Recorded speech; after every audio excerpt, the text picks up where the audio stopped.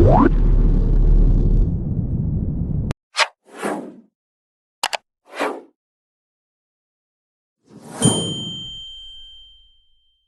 evening, here are tonight's top stories.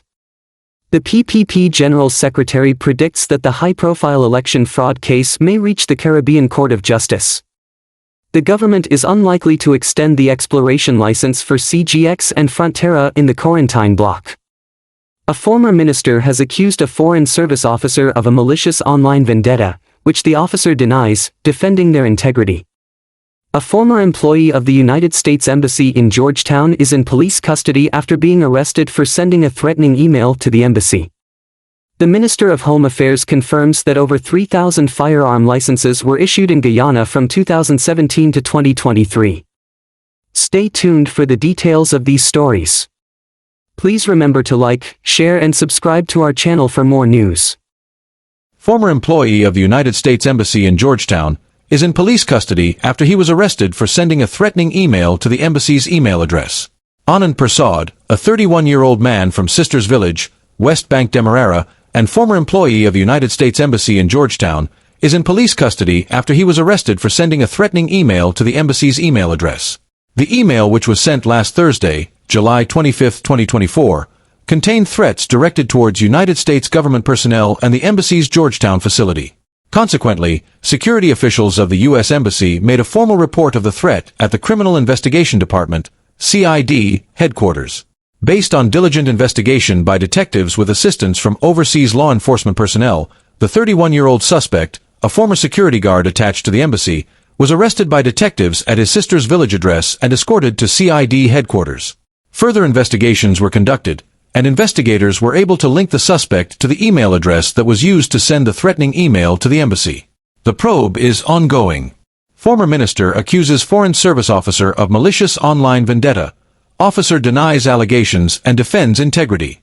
A political firestorm has erupted following serious allegations made by former Minister of Local Government, Nigel Dharamlal, against Charmaine Bolram, a senior foreign service officer at the Ministry of Foreign Affairs and International Cooperation. In a post made on his social media account, Dharamlal accused Bolram of being behind a Facebook account named Shenaz Hussain, which he claims has been waging a malicious campaign against him and his family. Dharamlal stated, "Further to a private investigation I undertook, information has come forth that allowed me today, Wednesday, July 31, 2024, to make a further report to the Guyana Police Force alleging that Ms. Charmaine Bolram, Foreign Service Officer, Ministry of Foreign Affairs and International Cooperation, Guyana, is suspected to be the person responsible for the creation and management of the Facebook account named Shenaz Hussain, which had pursued a vicious vendetta against my good name, my former job and that of my family. These allegations have led to a vehement denial and a strong rebuttal from Ms. Bolram." In a statement issued shortly after Dharamlal's post, she expressed her profound disturbance and outrage at what she described as baseless accusations and a direct assault on her character and professional integrity. Charmaine Bolram, who has served in the ministry since December 2015 and holds advanced degrees in economics and international relations, detailed the distressing events that followed the accusations. "The fact that Nigel Dharamlal could have used his political clout to send the police into my office at the Ministry of Foreign Affairs and International Cooperation to seize all my devices and then personally escorted me like a common criminal to the Criminal Investigation Department and made me sign a ledger confirming I was arrested, is extremely concerning to me and my family." Bolram further condemned Dharamlal's actions, describing them as reprehensible and a last desperate attempt to deflect attention from his own troubling reputation as an alleged sexual predator and disgraced former minister. She affirmed her commitment to defending her rights and maintaining her professional integrity, stating, "My lawyers will steadfastly defend my rights as a professional woman who lives her life with decency, dignity, and integrity. I remain committed to service to my country with my dignity and integrity intact." Government unlikely to extend exploration license for CGX and Front Tera in quarantine block. The government of Guyana is leaning against extending the exploration license for CGX Energy Incorporated and Front Tera Energy Corporation, joint venture partners in the quarantine block offshore Guyana, according to Vice President and General Secretary of the People's Progressive Party, PPP, Dr. Bharat Jagdeo. Despite the company's hopes for more time to assess their oil prospects, the government remains skeptical. During a press conference at the PPP headquarters, Dr. Jagdeo voiced dissatisfaction with the responses from CGX to a series of government inquiries. Cabinet is not inclined to grant an extension to the license, he stated in response to questions at the news conference held at Freedom House on Robb Street, Georgetown. He emphasized that while the company had been given time to provide further updates, the information received so far was deemed insufficient. We are not inclined to give any extension, but Cabinet still wants some additional information, he added. Dr. Jagdeo pointed out that the current situation relieves the government of immediate pressure, as CGX currently holds no active license. The company had retained a small portion of the Corentyne block, having relinquished much of it in line with its exploration agreement with the government. In 2023, CGX discovered oil at its Way 1 well, located 14 kilometers west of the earlier Kawa 1 discovery within the block. Despite finding oil at Kawa 1 in January 2022, CGX and Front Tera shifted their focus to the Way 1 well. Further drilling in the Corentyne block was contingent on positive results at Way 1, with the joint venture reportedly having no further obligations beyond this well. Recently, the joint venture submitted a notice of potential commercial interest to the Guyana government, seeking additional time to appraise the Way 1 discovery and evaluate its viability. However, the government's cautious stance reflects a rigorous approach to managing its offshore resources. The outcome of this decision will be crucial for CGX and Front Tera as they navigate the complexities of oil exploration in one of the world's most promising new oil frontiers. PPP General Secretary predicts high-profile election fraud case may reach Caribbean Court of Justice. Dr. Barrett Jagdeo, General Secretary of the People's Progressive Party, PPP, has voiced his expectations that the ongoing high-profile election fraud case stemming from the 2020 general elections could ultimately be decided by the Caribbean Court of Justice, CCJ. The trials, which began on July 29, involve several individuals accused of attempting to manipulate the election results in favor of the APNU/AFC. During a press conference held on Wednesday, Dr. Jagdeo drew parallels between the situation in Guyana and recent developments in Venezuela, underscoring the importance of democratic integrity. Given what has happened in Venezuela and the close parallel to what we see here in Georgetown, it would be crucial to reflect on democracy, especially now that the trials have started for those who the Commission of Inquiry found culpable of trying to steal the elections, he stated. Dr. Jagdeo expressed frustration with the defense's tactics, accusing them of using various methods to delay the trial.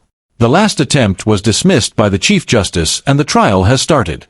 You will see a similar pattern now, and the frustration expressed by the prosecution that on numerous occasions uncalled for that the defense lawyers are again trying to stall the trials by making frivolous objections, he noted.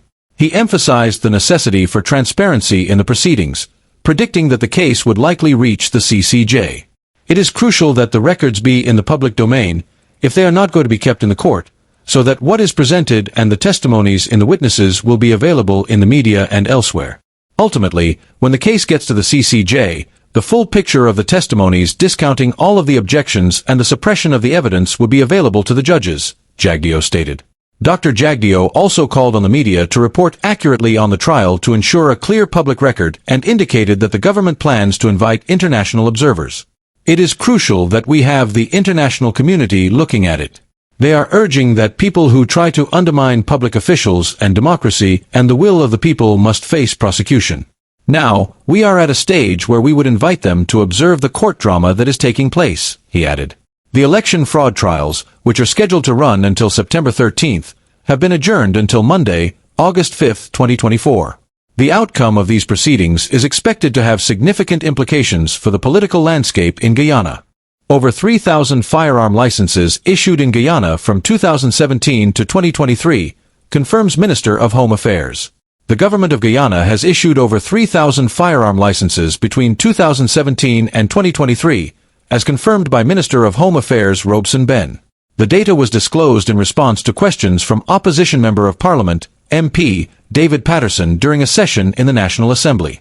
Minister Ben provided a detailed breakdown of the licenses issued each year. 2017, 449 licenses, 266 for pistols/revolvers, 150 for shotguns, 33 for rifles. 2018, 604 licenses, 286 for pistols/revolvers, 279 for shotguns, 39 for rifles. 2019, 254 licenses, 170 for pistols/revolvers, 59 for shotguns, 25 for rifles. 2020, 428 licenses, 253 for pistols/revolvers, 109 for shotguns, 66 for rifles. 2021, 1,011 licenses, 663 for pistols/revolvers, 201 for shotguns, 147 for rifles. 2022, 96 licenses, 72 for pistols/revolvers, 24 for shotguns.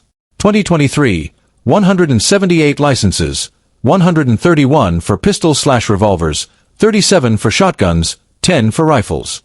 This comprehensive report reveals a significant peak in 2021, with over 1,000 licenses issued. The licensing process, as outlined by Minister Ben, involves several steps and multiple layers of scrutiny. Applicants must complete an application form and submit it along with required documents to the police or the Home Affairs Ministry. The Police Commissioner issues an acknowledgement letter and forwards the application to the Criminal Investigation Department, CID, Special Branch, and the relevant divisional commander for processing. Police officers then visit the applicant's residence, obtain a statement, and take fingerprints. The divisional commander verifies the application details and submits a report to the police commissioner, who, along with the CID and Special Branch, compiles findings and recommendations. These are then sent to the Firearms Licensing Approval Board for review, which makes a recommendation to the Minister of Home Affairs. The minister decides whether to grant or withhold approval. The final decision is communicated to the applicant in writing by the police commissioner. Successful applicants must pay a processing fee and proceed with purchasing, licensing, and obtaining the firearm and ammunition. Unsuccessful applicants have the right to appeal to the President of Guyana under the Firearms Act. Last year, Minister Ben had raised concerns about his predecessor, Kemraj Ramjatan, allegedly issuing firearm licenses without consulting the Firearm Licensing Approval Board. This prompted Ben to review all firearm licenses issued by the former Public Security Minister. The current process aims to ensure thorough vetting and transparency in the issuance of firearm licenses in Guyana.